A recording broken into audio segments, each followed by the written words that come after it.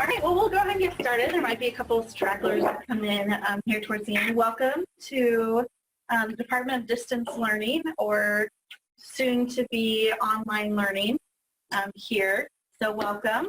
This is our first, this is how I teach our luncheon that we have this semester. The next one is going to be presented by Dr. Joe Scully and Dr. Rick Hudson over interactive lectures in an online class. So if you're interested in coming to that, it's the Tuesday right after spring break, so 2 weeks from now. And I'm Larissa Cremeen. I'm one of the instructional designers here at the University of Southern Indiana. And Laura is with us virtually. Are you still there, Laura? Yes, I am. Hello, everybody. And she is also an instructional designer here at the university. She works remotely from Indianapolis area. So thank you for joining us virtually, Laura. Thank you for having me. And we have two presenters today. We have Dr. Nick LaRoe and Dr. Bartel Berg that's going to talk to us a little bit about what they do to have engagement in their online class. So please feel free to take down notes, to ask questions, anything in general. And without further ado, I'll pass it on. And I would add to that, if you want to ask questions in the middle of this or stop me, that's perfectly fine as well. So for those of you who don't know me, which is, I don't know, maybe 1.5 people here. My name is Nick LaRoe. I'm an associate professor in the political science department. This is the end of my 7th year here at USI, and I primarily teach, the courses I'm going to talk about are kind of two of our bread and butter courses. One is Political Science 102, which is just Intro to American Politics, Standard 4. The other is Political Science 208, which is Law, Courts, and Justice, which is a prerequisite for a lot of the criminal justice students, which is a fairly big program. In fact, those are the two courses I actually taught this morning, 102 at 9, and then 208 I just came from. And I've taught those online, I think, every year except for once since I've been here, so I have a fair amount of experience in it. I taught one online course as a graduate student, so I've been doing it for a while. And I'm sure, like most of you, one of the biggest obstacles you face for online is, at least for me, is the connection. I think when you have in class, I feed off of the personality of the room, the energy of the room. That kind of goes into how you teach the material and how you connect with the class. And so obviously online, there's a lot of great things about it. One of the obstacles you've got to get over is how do you make a connection with people. And so I'll highlight a handful of things that I do or an approach that I have that, I think has been fairly successful. Usually the courses get pretty strong evaluations, students are satisfied, the courses go up, so on and so forth. I'll talk about here. So when I talk about engagement, rather than just kind of generally, people getting into stuff, two types of connections I want to make.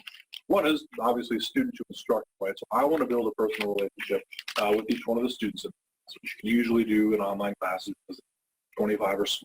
If you have teaching over a forum, I don't have strategies for doing that, at least not in this presentation. The second type is student to student. I think classes are better also when the students know each other and make friends and stuff. And so not only am I trying to establish a relationship with my students, but I want them to get to know each other as well. And so if they're sending emails or making comments on a discussion board or something like that, they have a sense of who's on the other end of that computer. And then when I talk about engagement, I kind of subdivided this into the two subtopics as well. One is just I try to create an engaged class, and so kind of on a day-to-day or a presentation or a module-to-module basis, you want to kind of consistently engaging class. So the character of the class, I want to have it engaged. But then also, discrete particular assignments. I can show you some engaging assignments that, if you like ideas in here, maybe you can modify it or apply it to your own classes. Obviously, you won't do the same thing that I do because you do political science, but might be some good lessons. So let me first start with the first type of engagement that's woven into the course. The first thing that I do, the first assignment that they have, and if I'm doing the 4-week online class, is due by the 5 p.m. Friday the first week, is I set up a calendar and they have to make an appointment and have a Zoom meeting. Now there's various types of software that you can use, right? There's Google Hangouts, Zoom, and a whole bunch of other things. But I found that Zoom is pretty easy. It's good quality, and it's pretty basic, right? It just connects you, which means that you have a lot of flexibility to do what you would do in a classroom, but online. So if you're looking for a recommendation there, I think Zoom is a great teleconference. So it's just a meet and greet. You know, I ask them what their major is, why they're taking the class. I tell them a little bit about me. I ask them a little bit about that. We talk for 5 or 10 minutes, and you create a connection there, and you get a Facebook name. Once they do that, they get a completion grade for 5 out of 5 or something like that. So right off the bat, right within the first week, I meet each one of them individually. Now, this can be a lot, right? If you're teaching 2 summer courses, each one of them has 20 students. That's 40 meet and greets within 5 days. That's a lot. I think it's worth it. Secondly is lectures. So I give online lectures, and once again, there's a variety of tools you can use. I think probably the most prominent one, popular one is Voicethread, which does a lot of things that I think are cool, but it doesn't have kind of the one major thing that I really want to do. As you can see, when I do my lectures, I like to do the advanced one point at a time animation. Voicethread can't do that because what it is PDF pictures of your slides. And so, I mean, I guess theoretically you could do it, right? You just need to take like 85 pictures and put it through. I didn't want to do that. What Zoom does is basically it shows you talking here, and then you can just put the lecture up as well. And so I put up the online lectures and I use Zoom, so it's not just my voice, but there's my face kind of in the corner of the screen giving the lecture. And so once again, if you can get a sense of the person giving the lecture, I think that helps the connection, learning. I've had students unprompted in the open-ended feedback and evaluations say that they really like the face-to-face lecture. It feels more projecting the person and not just, you know, this could have been produced by somebody in Iowa 10 years ago, just fed to. So when I do my lectures for the course, I use Zoom and I make sure you can't use the camera so they can see me talk. I also did, I forgot to mention this, there were a variety of canned lectures that I would do that I recorded in the summer for a fall class, for example. But then I would have at various points through the semester interactive lectures. So I would set a meeting time and say, well, you all need to be in front of a computer at, you know, from 1 to 1:50 p.m. And I would actually lecture, you know, interactively via Zoom. And their faces would show up kind of like the, you know, the Brady Bunch or Hollywood Squares. And I would lecture and they could ask questions. And so if I'm doing some difficult material, so if I'm lecturing on the Federalist Papers as opposed to just kind of the usual textbook, where the material is a little bit harder, I could say, well, give me 3 examples of what they mean by tyranny. And I can ask them like that. So you can actually schedule times. Now, of course, you need to do this at the very beginning of the semester. Say, listen, you know, you should just know you need to be available Tuesday at 2 p.m. these times. So once you stipulate that, you can set up the meetings and give a lecture there and really connect with the students like that. And it's almost like a live lecture, or it is a live lecture. I would also recommend it. It's a good idea to do that. Make some sort of backup assignment because obviously you can't require them to go, but you can incentivize them in that if you can't come or if you have a job or a conflict at this point where you just can't get out of it, you have to watch the lecture and write a 250-word summary to incentivize them to go. So I would suggest if you do something like this, have some sort of backup assignment that nudges them into actually showing up for the real lecture. Regular accountability, something I've used in my face-to-face and online classes are weekly or nearly weekly reading quizzes. So one of the problems I think we all face is getting students to read the textbook. What I'll do is I'll put up reading quizzes. I usually do 10 questions per chapter, and that'll be up there, and they'll have maybe Wednesday to Sunday of a given week to take it. They can take anywhere in there. And so it holds them accountable on a regular basis for reading. They get regular feedback on how well they're doing with the textbook. And then on the day after the class, on Monday or Tuesday, what I will do is record a short PowerPoint lecture over the questions that they had trouble. And so if less than half of the class got this question right, I will do a brief lecture. I'll put the question up. I'll say what it is, and I'll try to give some explanation. So we do some cleaning up there, the material that they haven't mastered. They get a second shot at that. So that's usually, you know, a 3 to 5 minute lecture that I'll post up there is I call frequently missed questions. So that's kind of that's woven into the DNA of the course. You get that throughout the course. And then more specific, discrete ways that I try to engage my students. One is class discussions. Now, I have never done online discussion boards, so you know, that don't knock it if you haven't tried it, I guess doesn't really apply to me. I'm going to knock it even if I've never tried it. I'm averse to those. I don't like them. But I wanted some sort of discussion, right, because that's a really important way of teaching your classes. So what you can do, again, like the live lectures, you set up a time and say, we're going to discuss, pro and cons of immigration reform. And you have them do the reading, and you have them, what I do is I give them 4 or 5 question prompts, and they have to write 250 words in response to one of the questions. And that'll be due before the class discussion. So they thought it through, they have confidence that they know what to think about it, they can look at that, and then we'll talk about it. And so you can, say we're going to meet at 2 o'clock via Zoom and have a class discussion on this or that. Now I'm looking at everybody here, and I think that all of us are probably veteran teachers, so I don't think I need to tell you things like you can't wing discussions. There's a lot of times the temptation, I know more than they do, I'm pretty quick on my feet, I can just set them up there and not do any prep for the discussion, it'll go well. I mean, you can get through it, right, because we're the professors, we can kind of, not BS, we can make our way through it. But you'll get a lot better discussion if you actually think it through. Think of a counter example or an analogy or a follow-up question you would ask them to really get better answers and better discussion. So do some prep on your own. Don't wing it even though it's tempting. Sometimes if it's a really hot topic, or if I have a shy class, or if I have shy individuals that I want to incorporate, I'll do kind of a factual warm-up. So instead of saying, what's your view on abortion, which they'll want to answer right away, we'll say, what year was Roe versus Wade decided? What was the court split? Factual questions that they can answer and that they know, which will kind of warm them up and draw them into the discussion. So if my shy people, I can give them some participation points, and hopefully that'll kind of warm them up. Oh, I've answered a couple of questions. I know what I'm talking about. Maybe I'll make a venture and tell them my view on this. So sometimes if I feel like I need to warm up the room or involve people who are more shy, I'll just ask them factual questions and kind of give them some softballs to get them done.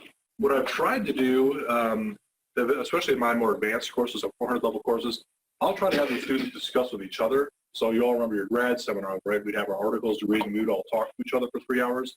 Essentially, that's what I'm trying to do there. So I'll say, listen, compare John Locke's state of nature versus Rousseau's state of nature. How are they different? Which one is more realistic? And I'll let them go at it. And so you try to, get them as far advanced in their discussion. That's kind of the endpoint we want to get them to, right? So I'll try to get them there if it's an advanced class and if they're capable of it. And the parentheses, it's hard there just because I get excited about it. I want to jump in and talk about stuff. Or if they say things that are factually wrong, or if you get off topic a little bit, it's hard not to jump in.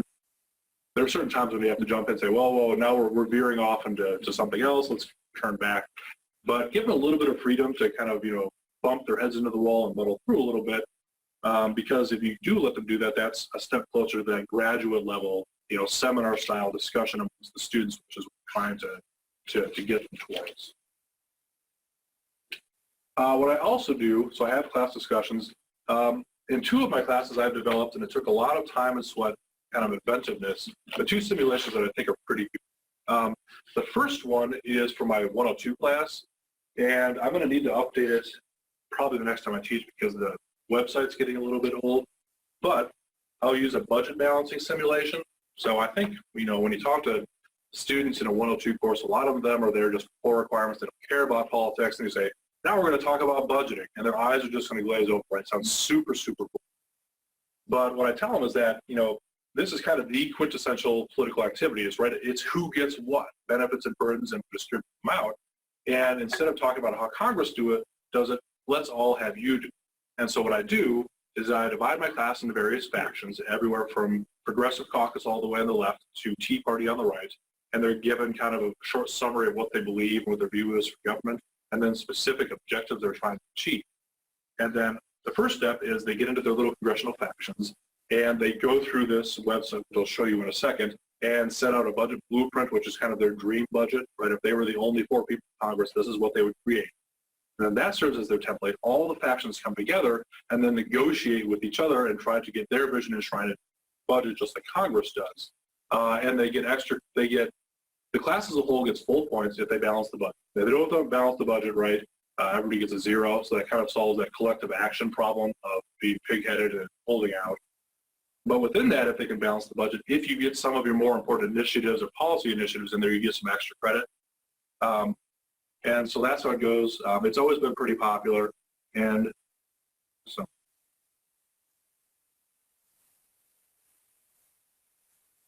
really cool. You learn a lot about the budget too. Things like, how much of our budget is foreign aid. Well, it's a tiny little bit. Cut it to zero and it doesn't really matter. But you can play around here. Let's eliminate earmarks. Another thing people talk about all the time. Reality is it's a tiny part of our budget. You go like this and see there. It's through, limit farm subsidies. And you just keep on working on stuff until you go all the way through and balance the budget. And you go down here to military, cancel some weapon systems. That saves us a little bit of money. I'll show you some really cool big ticket items here, right? Troops are expensive. Get rid of the troops in Afghanistan and Iraq. So this is a little bit outdated, right? I'm going to need to find a better website. But it used to be pretty relevant. Look at that. Save a lot there. So they can see, right, the different parts of the budget and how important different parts are. That's not, there's one, once you get into the Medicaid and Social Security, huge budget implications. Let's, for example,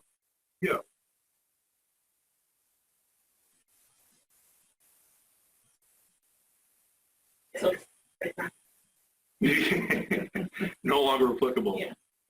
There's CAP. There's one of them where I can do it. The malpractice reform, another one that gets a lot of say, right? Yeah, it's kind of small ball. There's one where you can cap the spending. Cap Medicare. Watch this.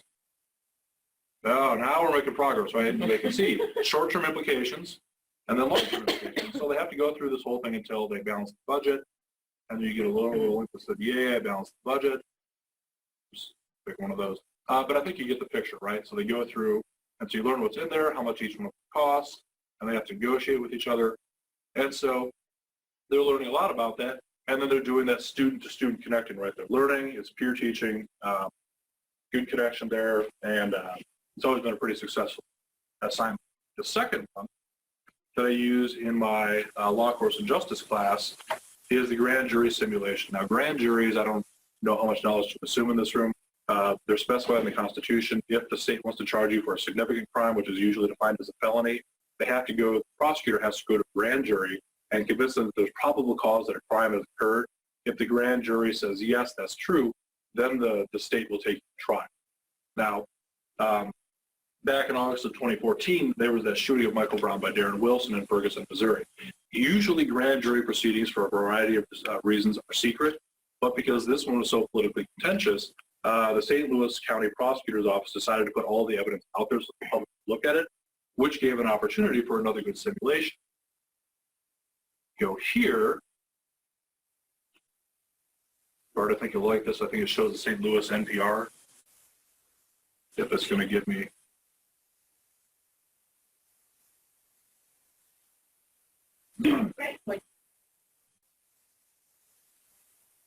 Just doesn't like this. Okay, well, it's not essential that you see it. Basically,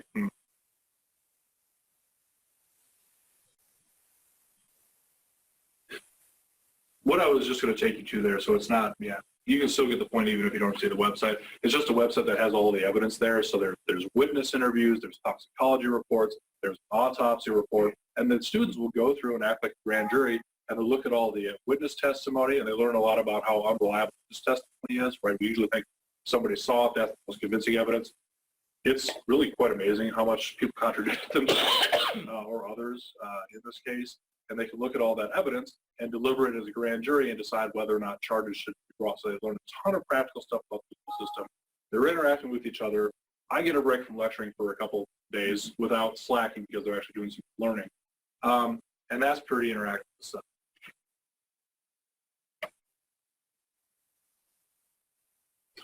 The last thing I'll talk about here, something I'm actually doing this week in my classes, is a midterm check-in. So we've all got the course evaluations at the end of the semester. One thing I do is I put up a survey on Blackboard that I usually run about the week before spring break, and I say, listen, if you fill this out, it's anonymous. You can use the survey function on Blackboard, and I'll give you X amount of extra credit for filling it out.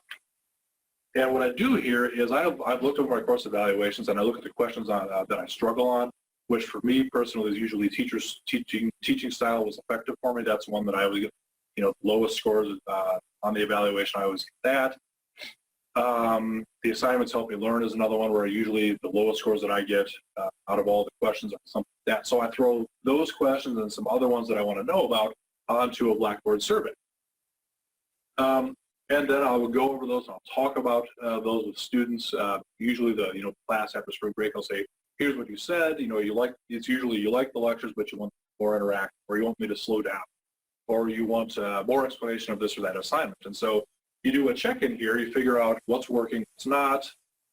Students like it because they're consulted, and if they're frustrated through the first 8 weeks, they get to say so, which also helps. It's kind of like a smoke alarm. Now, I've been teaching for 7 years. I can pretty much tell you what my course evaluations are going to be before the class starts and what they're going to be at each measure. And even on these midterm check-ins that I've been doing for 3 or 4 years, I always know what the answers to that are going to be. So most of the time, there's no surprise. But they're kind of like a smoke alarm. If you got 1 or 2 students that, for whatever reason, they're just, really frustrated, or it's not working, or you just got a whole class where something happened, most of the time I probably don't need to worry, but if there's a fire, it lets me know. So I like those a lot, and I usually run pretty tough tests in my classes, so this is a nice way to bring their grades up while it's helping me out as well, so it kind of helps with parties. And that's how I run my classes. So I think that was right over 20 minutes. I don't know if people have questions now, but that's it for me. I have a couple questions. So with your reading quizzes, do you get for multiple attempts to take it, or is it just one shot? Just one. They have a range of time, but just one. Okay. And then one thing you mentioned with discussions, this was some research, or I got it from a webinar, so I can't quote where this is from, but a good percentage that students like is if the instructor is there about 10%. So that way you don't have to answer every single student in whatever way you do discussions, but kind of just showing your presence, I think, is important too, so that way the students know that you're going through and looking at them. And so that was just kind of a rule of thumb that I really liked from our research, kind of being in the discussion about 10%, depending on what format discussions. I know how you do them face-to-face. Yeah, that would be for like the Right. discussion threads, right? Right.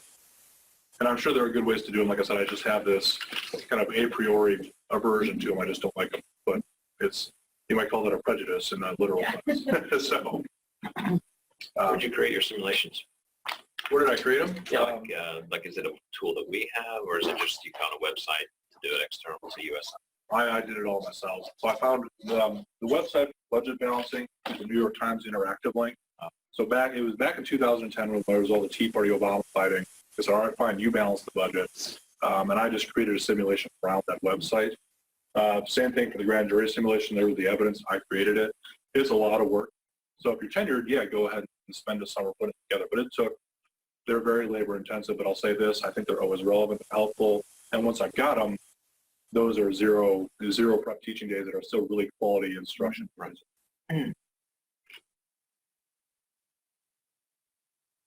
Anything else? Okay. Thank you.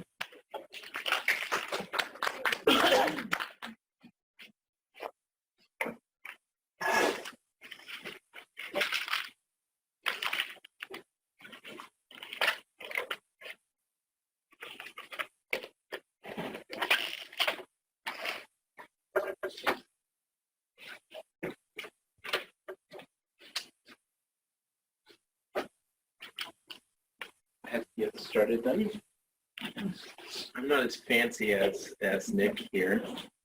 I didn't put any PowerPoint together for this. I'm going to actually show you my class, at least the shell.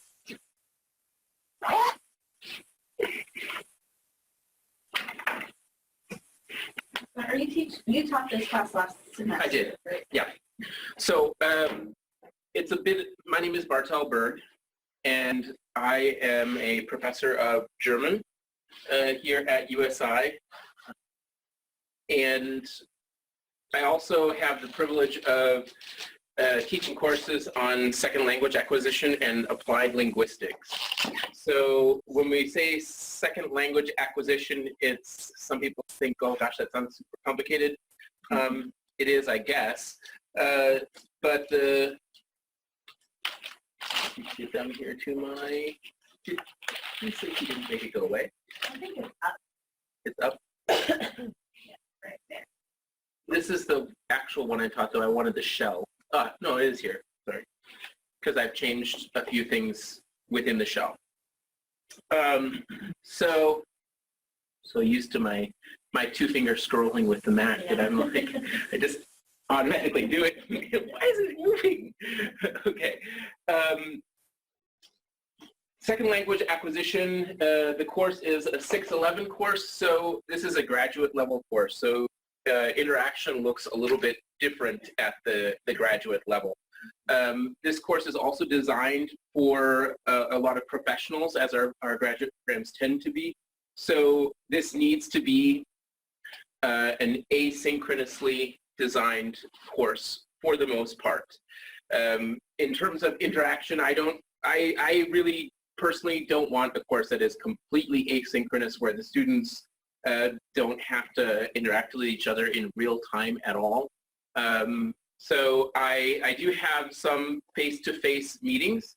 You'll notice that on the left side, I use a doodle poll within the first week. And I did 2 meetings when I taught this last semester. I'm actually going to add a 3rd meeting the next time that I teach it, which will be this coming fall.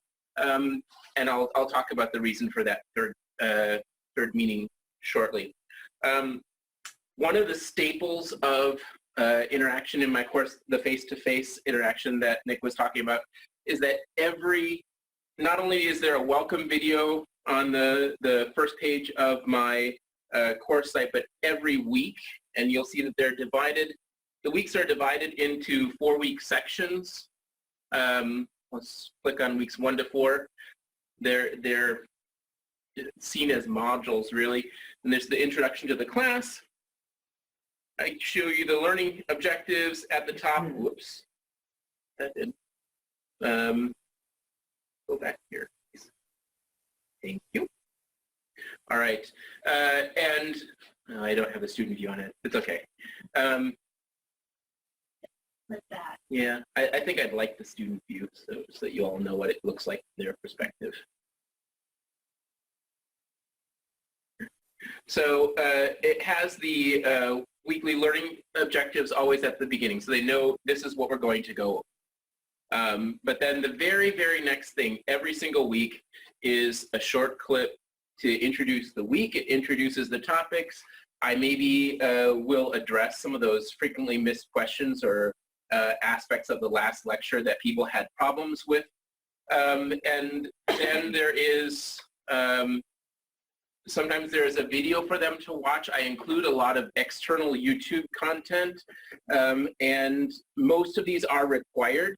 If they're not required, I say it. You know, this is not required, but it's supplemental material. It might explain something that's particularly difficult for you. And then every single week, contrary to Nick, I definitely believe in the online discussion boards. I think with an asynchronous class, it works very well. There were a few hiccups in this. I didn't want to have that. I didn't want to give them so much guidance. My thought is that graduate students should be a little bit more responsible about how much discussion they're going to do. Well, that was kind of a flaming mess.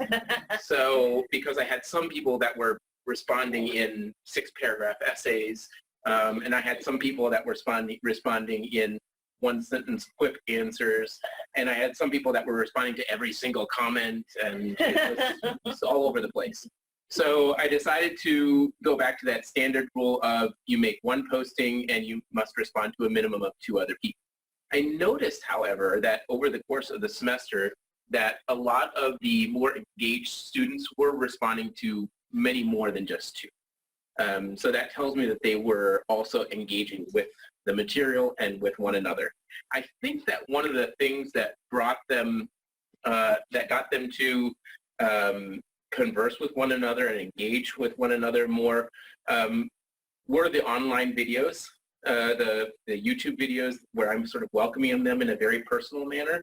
And I also think that I didn't leave the discussion sort of just open-ended. I gave them very pointed, direct questions, but that are also designed to lead them along in a longer discussion. These are not things that you can answer with 1 sentence. You know, discuss what you believe SLA, second language acquisition, is.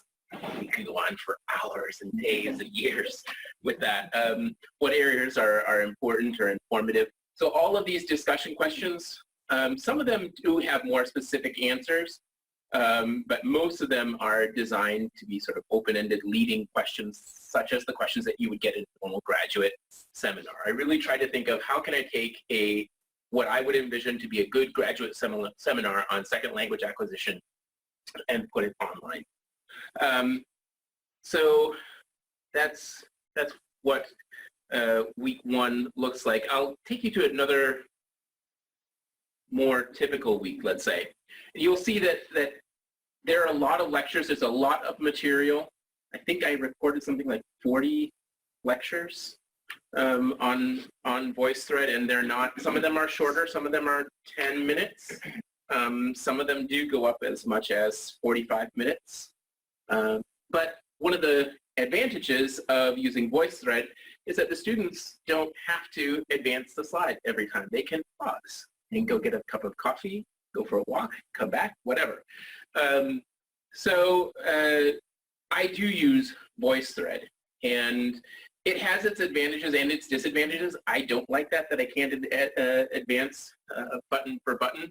What I do like, though, are the very clear interface of Voicethread in terms of advancing from one slide to the next slide, the PDF image of the slides. That's very helpful. The comment function, if students have questions or anything like that, I can go back in and look at those comments. That is helpful. It also interfaces really well with Blackboard. If I want to have some sort of embedded questions, though I've gone away from that because students have found that makes the lectures clumsy. All of a sudden they're viewing it and something pops up on them, or there's messiness on the screen, something like that. So let's see here. One of the issues that we have in second language acquisition is that there's a lot of terminology. That there's just a massive amount of materials and words and ways of talking about language, a lot of theory, very, very heavy on theory. And my thought about how to make that more accessible for the students is that contrary to an in-person classroom, with an online format, they can go back and repeat. Say, oh, I had no idea what he said about that. I'm going to go back and repeat that. That, I think, is very successful in a VoiceThread environment because they can go back to a specific slide and say, okay, I didn't understand what he was saying about the sociobiological period, for instance. And I think that VoiceThread really does help with that. And I found that the students had a very strong grasp of the terminology by the end of the semester. One of the things that goes along with, trying to find it. I guess I didn't. Yeah, I did. One of the things that goes along with engaging them and with terminology is this glossary, this working glossary. This is not my own glossary. As it says here, it's a working document that they create together in collaboration with their fellow students. So the students have to decide what merits inclusion here, what needs to be included here, okay? And it helps them to organize it in a collaborative fashion themselves. They have to, I don't say how many, but they have to participate in this. And I talk about this in those weekly YouTube videos, that if you're putting a word or two in every week that's important, that should suffice. And it depends upon the size of the class, to be honest. I planned this class to teach probably 8 people, 8 to 10 people, because that's what our program had been originally designed for, 8 to 10 people per year. And I had 19 people in it this last semester. So that the number of words that we're going to put in terms, et cetera, was going to change. And then they just get a midterm and a final term grade for participation in the online glossary. I do go on and check this because occasionally students put definitions on it flat out wrong. And so I'll, highlight them and say, maybe reconsider this one. question here. Question this, please look. What is this, a wiki? Yes. Okay. Yeah, I believe that was what the plan was, at least. Yeah. Yep. Okay. So, yeah. And here's an example: language, a systematics, etc. Okay.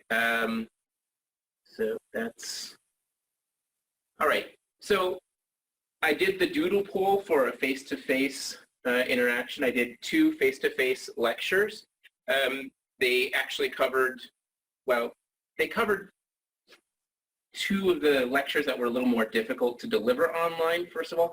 And since Nick and I know each other and talk quite a bit, I took a page from his book and tried to do a simulation. I've done it in the in-person classes before, and it works really well. I separate them up into groups of 3 or 4 people, depending. And I have one group that is a control group, and they're merely supposed to, and most of the people in my classes speak another language, so they're going to, in that second language acquisition, right? They're going to teach an unwitting learner the numbers from 1 to 10, how to say my name is, and how to say where I'm from. Very simple things that you would learn in the very first day of a lot of language classes. The control group is just told, teach them. I'm not going to give you any directions. One group is told, you are to give very positive, warm, helpful feedback. You're doing a good job, just be very encouraging. You can give some criticism, but the criticism needs to be couched within encouraging words. And then there is another group that is told, you have to be overly critical. Everything they say is going to be wrong, or there's going to be a problem with it. It doesn't matter if they're doing it correctly. Be super picky on the exact pronunciation of words and on order, and you know, jump all over them. How to do this in an online format? And I do this in a synchronous environment. So I used Zoom for the lectures. Well, there is a tool that you can use on Zoom to separate them up into groups and send them off. And I did this. And I didn't want them pre-planning everything that they were going to do. So I consciously decided 15 minutes before class time, I was going to send them an email to tell them each what their role is within the group. And then at that point in the class, I was going to, physically divide on Zoom. A few problems came up with that. Number one, several of the students did not read their email right before class. And so they would say, oh, what's my role? And I was, well, send the email to you. And so then they had to go check their email. That slowed things down. Zoom lectures are limited to, for the free version that you use, 40 minutes. So that can be a bit of an issue there.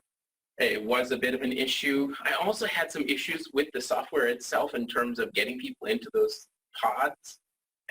Sometimes they appeared in them on my end, but they weren't in them on the student's end, and it was a bit messy. The other problem, which is one that I guess I need to work on exactly how to do this next time.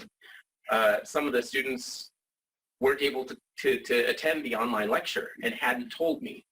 So I had to sort of last minute say, okay, we're going to delete this group and you're just going to be in this group, etc. What ends up coming out normally, and it's a very clear thing, I have, I forgot one key thing. Well, I have, at the end, I have the students, the learners, then stand up and say the phrases that they've learned and the numbers from 1 to 10. The group that's given the positive feedback very clearly stands up super confident and just rattles it off. And a lot of times it's not perfect, but it's pretty strong. The group that is given no instruction, they're sort of, the control group, there's kind of a little bit of hesitation, but they'll do it if they're asked to. The group, the learner that is in the highly critical group stands up and you can see the dread and the paleness come on their face, and they're just super hesitant to say anything, and they look back at their teachers like, am I saying this right? I don't know if I'm saying this right. It's the numbers from 1 to 10. It's not that big of a deal. Nobody's going to hurt them. There's no consequences to it, right? But just that criticism from their teacher makes a huge impact on them. So the point that I'm teaching them is something called the affective filter, that your emotional state affects the amount of language that you are able to learn, the amount of input that you're able to take in. It worked with sort of mixed results here. And a lot of that has to do with the sort of messy delivery that I really need to clean up next time. I need to give them a little bit longer notice of what role they'll be. And I think I'm going to make it that you have to look, I'll give a direction on the day that they have to look at a chart that will be on Blackboard that will tell them what their role is. So I have to be careful there, because if they've done the reading for the class and I tell them that Alice is going to be the negative instructor, they may skew the results. So that's another problem there. But I still like the simulation. The other thing that I do is a question simulation. And there are, again, I assign them into groups. And one group is a control group, said, ask normal, everyday questions of this person. The other group is told to ask what we call display questions. Yes, no, simple answer questions, one-word answer questions. And the other group is asked to use what we call genuine questions, which are really eliciting a lot of language from the learner. And then I have a third person in the group whose job is to simply count the number of words that the learner says, that the learner utters. And by the end, it's very, very clear that those who are using genuine questions have this massive amount of language that they've produced, whereas those who are using those display questions have a very small amount. And then I say, imagine then that we put this into a larger scenario. What would happen over time? The people that are using these display questions will have built up a much larger language repertoire. So those simulations are really effective when one can do them, but my caution with them is, at least for me, is to think carefully about how they're done. And there's one other online lecture that's face-to-face. I use a doodle poll to decide when we're going to do this. I'm going to add another face-to-face at the beginning of the semester instead of doing a meet me one-on-one. I really think that in a graduate classroom, it needs to be very little about me. I want to disappear into the background, and I want it to be more seminar style. So the face-to-face, the real goal of the first face-to-face lecture will be for them to get to know one another. I had them do it on the discussion board, but it's a different thing when you have on the discussion board somebody writing, I'm from the Ivory Coast and this is my first semester. Whereas if you have them face-to-face and they're giving that in. Trying to think if there are other important elements of the interaction. Not really. I can give. Do you have questions?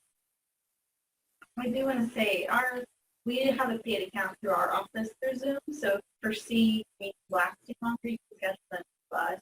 Okay. So that way it can be over 50 to 40 minutes. Okay. Mark. Just sure. Yeah, it's just kind of a sharing experience question. I would record my discussions for the same thing. Students can watch the discussion as an incentive assignment. And sometimes I forget to hit record, or I didn't realize at first that it was that. And so I had that 40 minutes and I had to put up 2 different videos, which was choppy and stuff. So I eventually just paid subscription, but it's that there because I ran into some challenges trying to do that kind of stuff, the group stuff. How much is the prescription? Yeah. 100 for a Subscription, year. sorry. It was $15 a month. I did it for 3 months and canceled. Okay. I think it's something like harder from here. Okay.